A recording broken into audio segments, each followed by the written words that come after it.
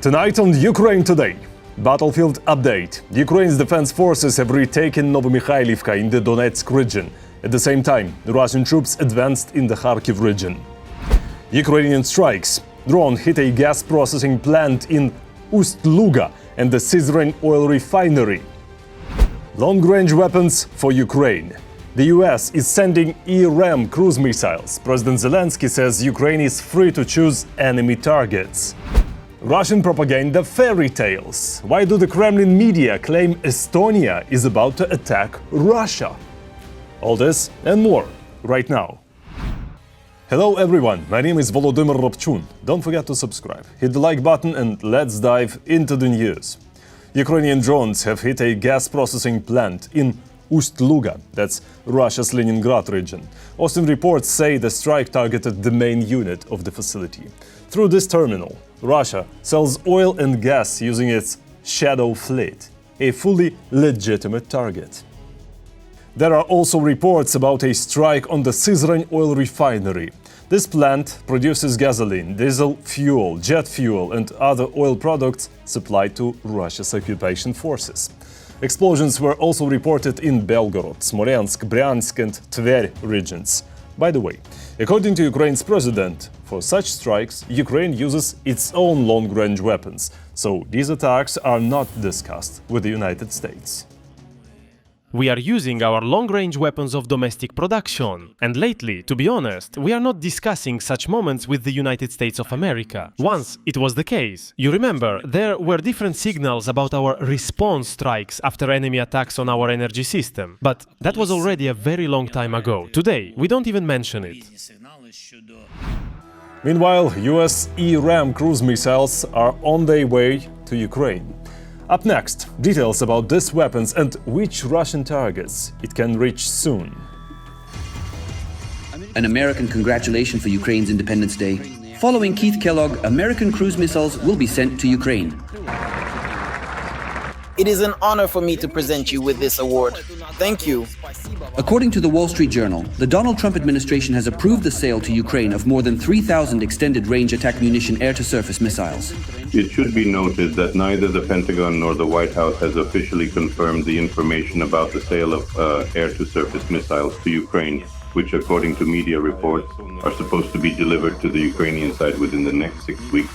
Therefore, we can say that this is a so-called controlled information leak. That is when the Russian Federation is made aware of the White House administration's plans.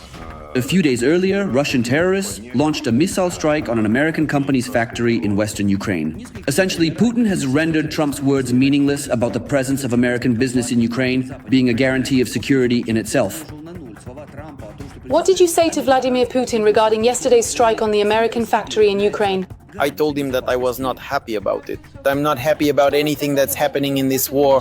Sometime later, the President of the United States made an important statement. Donald Trump admitted that Ukraine cannot win the war by only defending itself. It's very difficult, if not impossible, to win a war without attacking the aggressor country, just as if a great sports team with a fantastic defense were not allowed to play offense. There's no chance of victory. It's the same with Ukraine and Russia.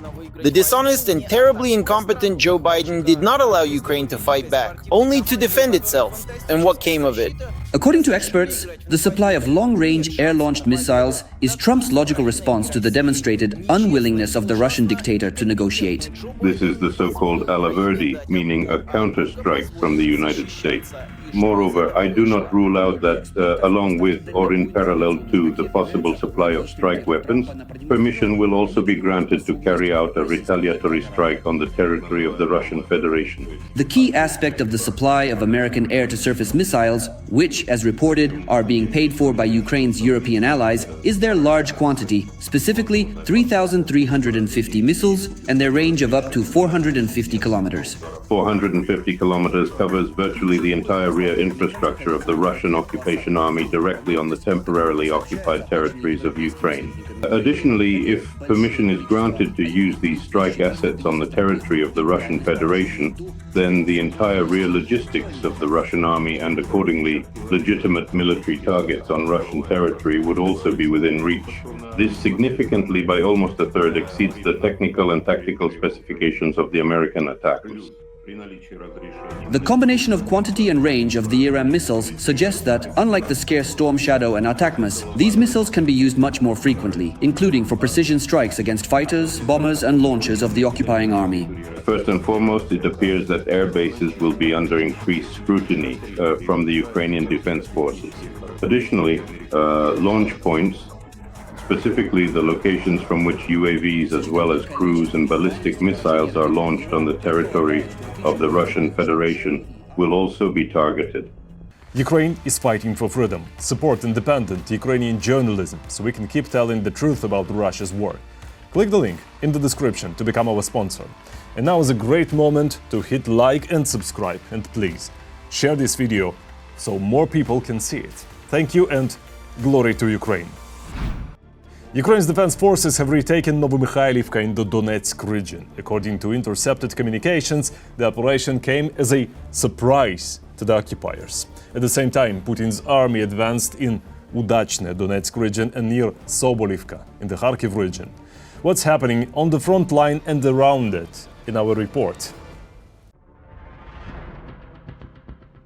Russia has gathered a horde near Pokrovsk large enough to capture an average European country but has failed to achieve any results. Putin's plans for Ukraine's Independence Day are falling apart.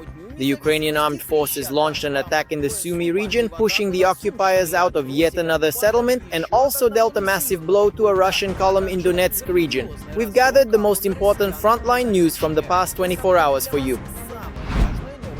The occupiers decided to unleash hell on earth for our defenders holding the approaches to Pokrovsk, according to the Dnipro Operational Strategic Group of Forces. There, the Russians have concentrated a number of troops, twice the pre-war population of Pokrovsk itself, which allows the Russian army to storm Ukrainian positions almost around the clock. The first ambitious goal is to gain control over the outskirts of Pokrovsk in order to control Pokrovsk itself. The second is to exert pressure toward the Dnipropetrovsk region, and of course in the Lyman area. In the Lyman direction, the main pressure is toward the Serebryansky forestry. Somewhere there, they have the ambition to reach the Sloviansk-Kramatorsk agglomeration. Well, let's just say, no one can forbid them from dreaming. The Russian plan to present the bunker dweller with a gift for Ukraine's Independence Day in this region also ended in failure. According to the military, the recent intensification of assaults toward Kupiansk was specifically tied to this date. But even here, aside from the increased number of occupier casualties, it didn't really lead to anything. The Russian occupiers clearly set a goal for their troops to capture the city of Kupiansk by Independence Day. This had two meanings. The first meaning is political in general, since Kupiansk is one of the symbols of the strength of the Ukrainian army, because it was deoccupied in 2022. And now for the enemy, it was important to take it politically before Independence Day. And of course, it's a logistical hub. Today, Kupiansk is under the blue and yellow flag. In other words, one way or another, we managed to hold out, and the enemy was unable to carry out their intentions on our land. Another hotspot on the battle map remains Chasiv Yar. The enemy managed to seize part of the settlement, but was stopped in the middle of the residential area. As a result, the objectives for which the city was stormed for over a year have still not been achieved. Since their control over Chasiv Yar is incomplete, even though Putin himself pointed this out during his meeting with Lukashenko, they are currently unable to make use of it. The same story applies to their incomplete control over the city of Donetsk, where they have, without a doubt, taken a significant part of it. But since they cannot get through the city itself and move further, once again for now, this brings them no real benefit. That's why now they are dreaming of advancing on Kostiantynivka from the Pokrovsky direction. Meanwhile, in Donetsk region, the Ukrainian armed forces are not only managing to repel attacks, but also delivering quite impressive strikes. For example, the fighters of the Phoenix unit reported that the day before they destroyed a Russian column and at the same time took out at least half a dozen Russian soldiers. The footage shows several assault troops on motorcycles trying to break through closer to Ukrainian positions. One after another, at least half a dozen occupiers were methodically sent to Kobzon's concert. In addition, they managed to destroy 4 motorcycles and a self-propelled MiS-TAS howitzer. Meanwhile, in the Sumy region, the Ukrainian armed forces have come out of a deep defensive posture and started to advance. Deep state analysts report that the defense forces have driven the occupiers out of yet another settlement. This refers to the village of Andriivka in the Sumy region. The corresponding changes can already be seen on the online map of military operations. In just the last 24 hours, Russia lost at least 870 soldiers killed and wounded. Since the start of the full-scale invasion, that's already 1,076,940 troops.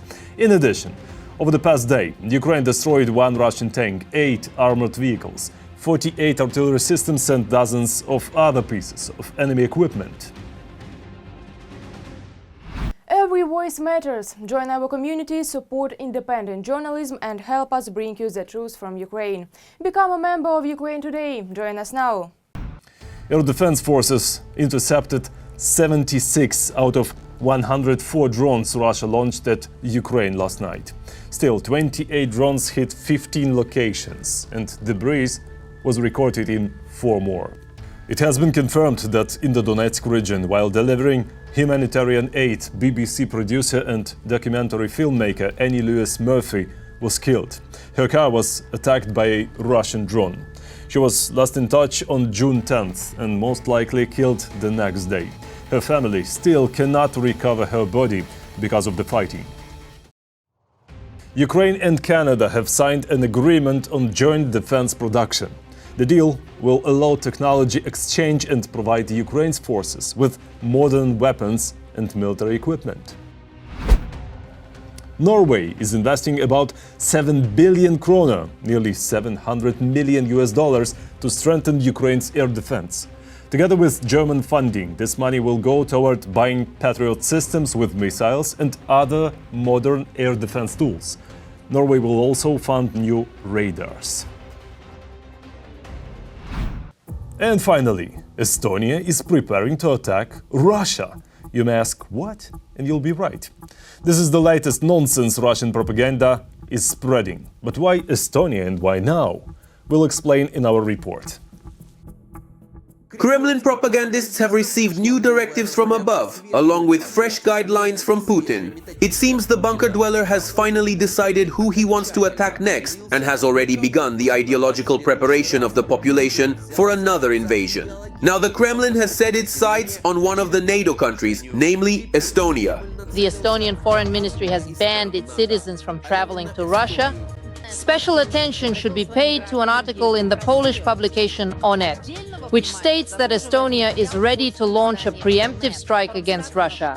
Estonia against Russia.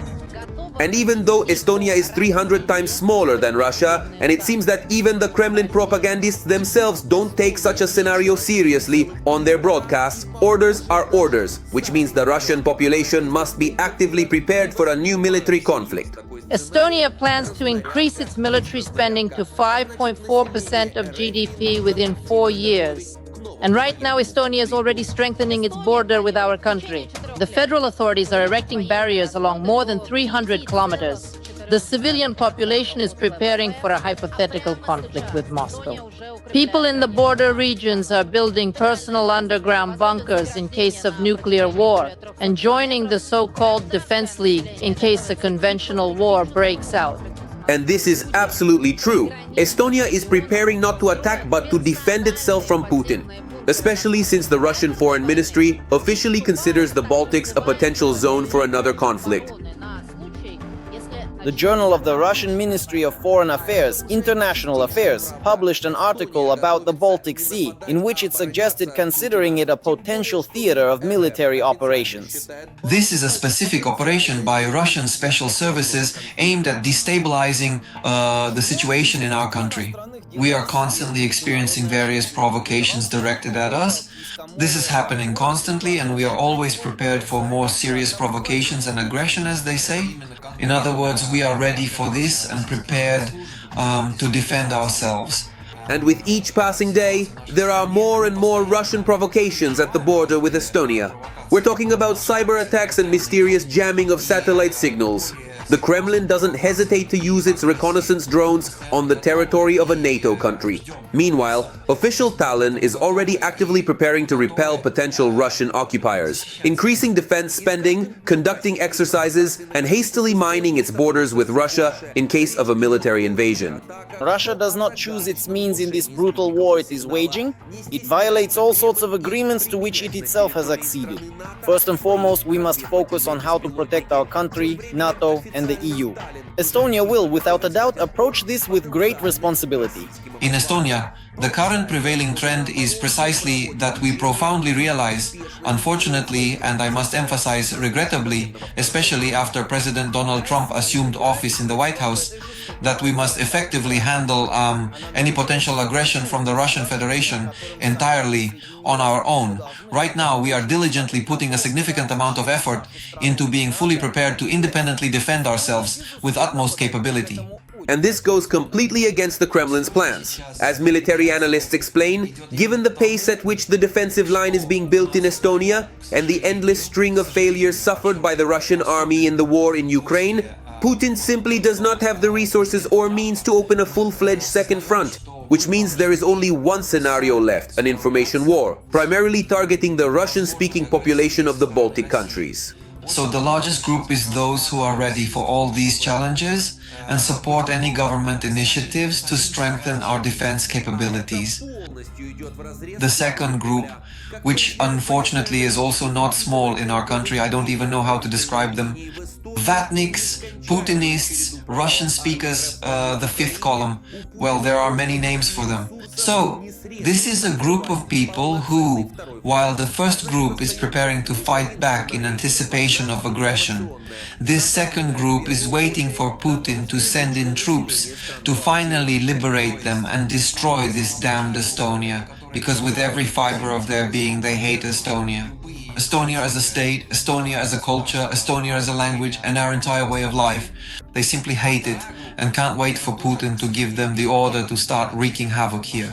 Relying on such supporters of the Russian world, Putin is planning to invade a neighboring country. That is why analysts tend to believe the bunker dweller chose comparatively small Estonia as a potential victim. With a population of less than 1.4 million people, small Russian sabotage groups, under the right circumstances and with the support of Estonia's Russian-speaking population, could try to repeat in Tallinn the scenario of the Crimea and Donbas takeover as it happened in 2014.